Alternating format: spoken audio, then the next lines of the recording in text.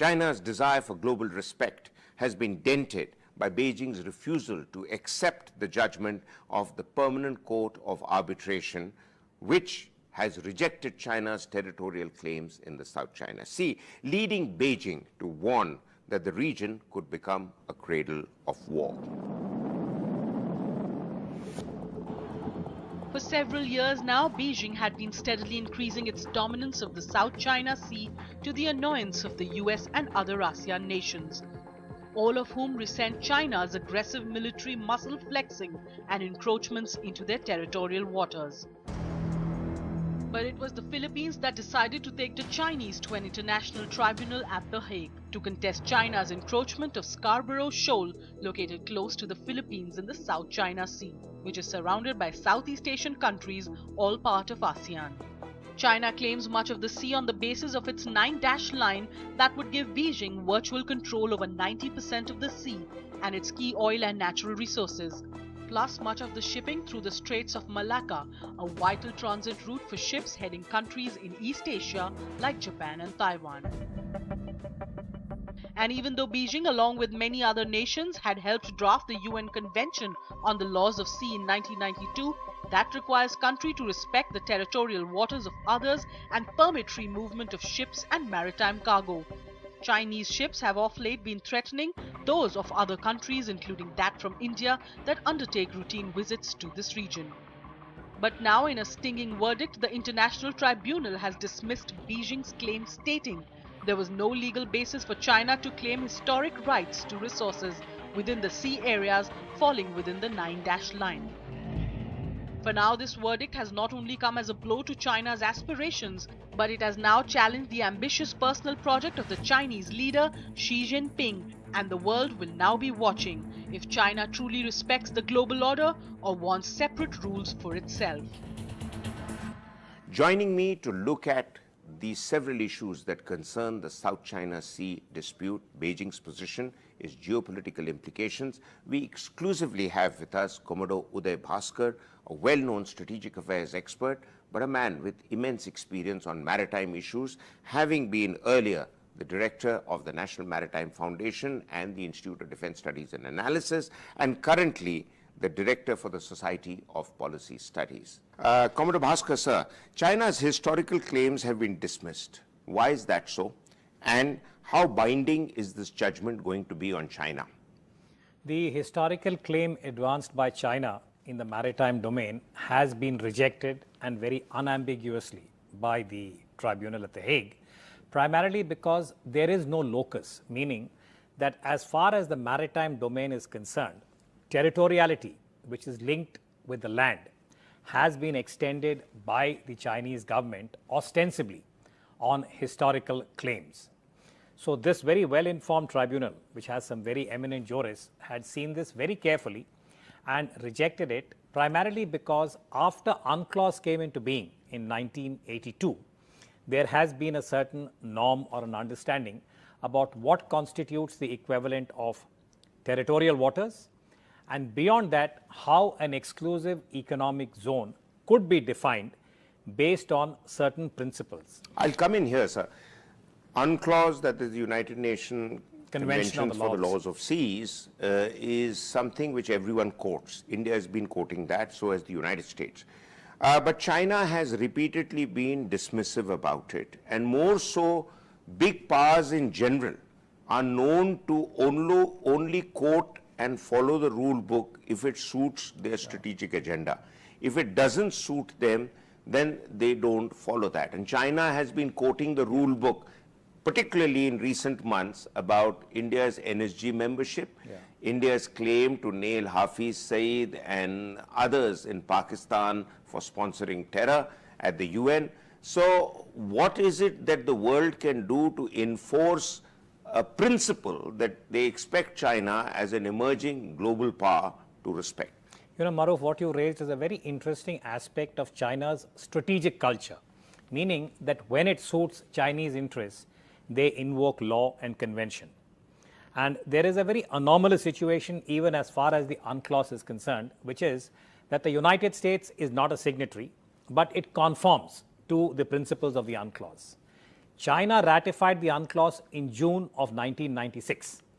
And over the last 10 years, it has been invoking or using the principles of UNCLOS in its dispute with Japan in the East Sea. And interestingly, when it comes to the Philippines and the current situation as far as the South China Sea is concerned, it has rejected it. And as you know, the Vice Minister has used very intemperate language, called it waste paper, and so on and so forth.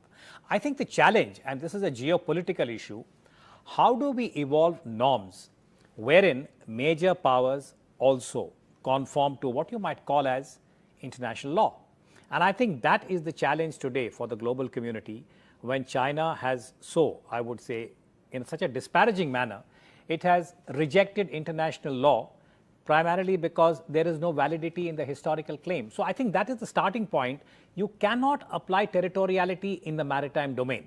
If this is accepted, the next thing you know, it's absurd, but China can claim cyberspace. And yeah, well, I mean, there are two issues that emerge from what you're saying. One is about historical claim, and the second is, you know, the China's lack of positive responses whenever China feels that it should be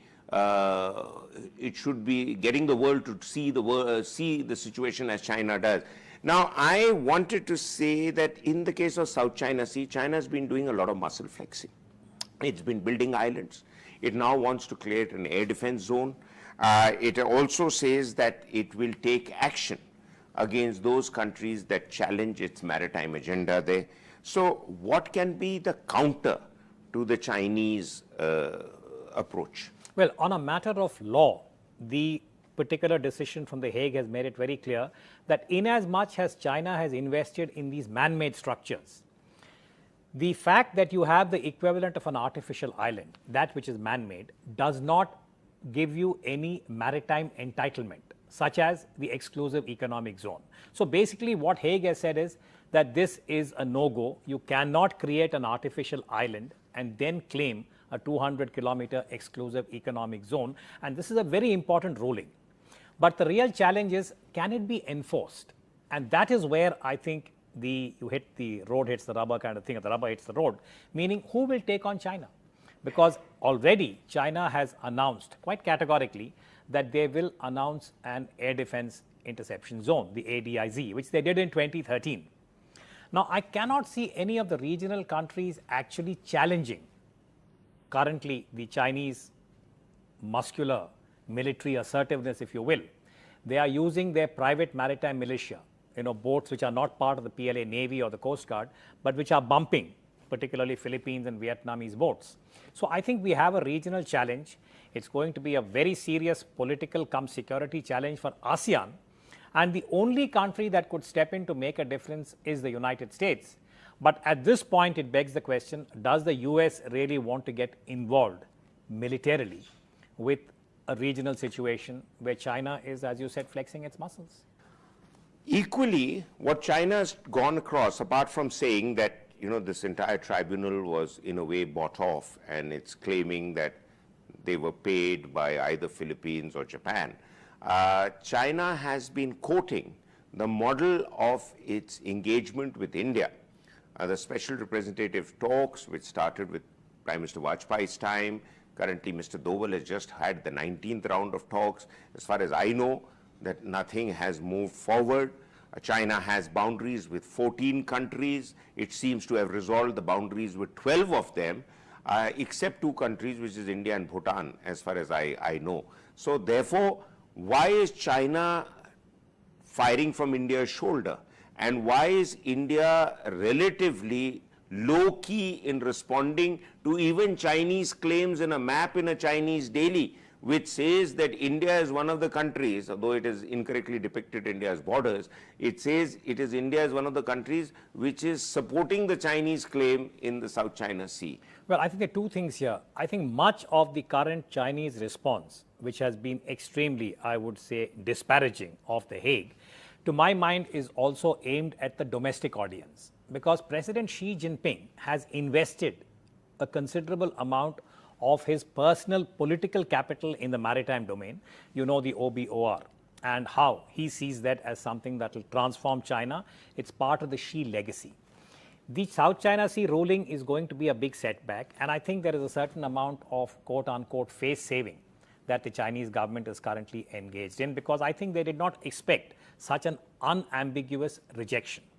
And I do want to add, Maruf, that I was personally very, I would say, anguished and disappointed that China, which sees itself as an emerging quote-unquote responsible power, should have used the kind of language and cast aspersions on the integrity of what I might call as the most eminent judges that you could possibly find for such a complex maritime issue. And to suggest that they were paid money and to make this statement in public, I think is a lowering of the benchmark. I do hope that your program is seen by our Chinese interlocutors, and I really think that this is a very serious kind of omission for a major power to cast aspersions on a body which really, I would say, has been identified because of its competence and its integrity. So that's the first point. And I think secondly, as far as India has taken a very cautious approach. If you look at the text of the Indian statement, the preamble says India has noted the judgment or the verdict that the Hague has delivered. It has not welcomed it. And there is, I think, a very significant nuance in noting the verdict of the Hague or the decision, the award, as also welcoming it. And I think it's deliberate because India is trying to give China a certain space, to help it make a soft landing.